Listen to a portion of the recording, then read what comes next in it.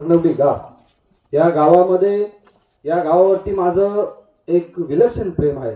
मी या गावात फक्त बोलण्यासाठी जयंतीच्या निमित्ताने आलेलो नाही आहे। मी या गावात अनेक वेळा येऊन वस्ती करून अनेक वेळा उपांड्या आणि मड्या फिरून गेलेलो आहे। आणि वरती गावामध्ये माझं गाव वारंगी आहे आणि हे वारंगी गावातले नातेवाईक आमचे वरती गावामध्ये असल्या कारणाने नेहमी आमचं येणं जाणं तिथे असतं।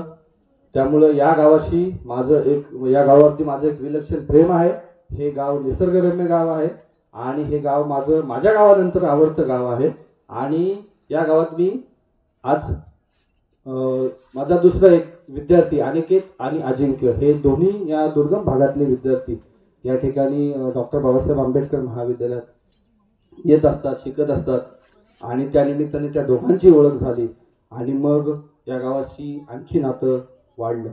त्यानंतर माझ्या समेत आलेले प्रवीण सपकाळ हे आमची वरती गावामध्ये आत्या दिलेली आहे खांबेंची, ते प्रवीण सपकाळांची मेवणी या ठिकाणी असते, त्यामुळे ते देखील माझ्या समेत सोबती आलेले आहेत। म्हटलं चला आपले नातेवाईक आहेत, आपल्याला पाचारण केले तर आपण आज जाऊयात।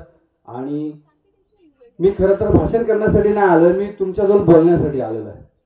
खरं तर आपली 2 आणि 3 घरांची वस्ती असताना देखील एवढ्या मोठ्या प्रमाणात आपण जयंतीचं नियोजन केलेलं आहे।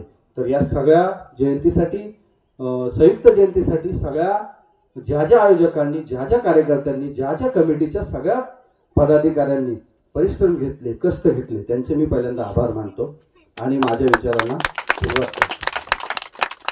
खरं तर आज संयुक्त जयंती आहे, माझ्याकडे असा कुठला विषय नाही आहे। मी प्रत्येक वेळी प्रत्येक ठिकाणी जातो।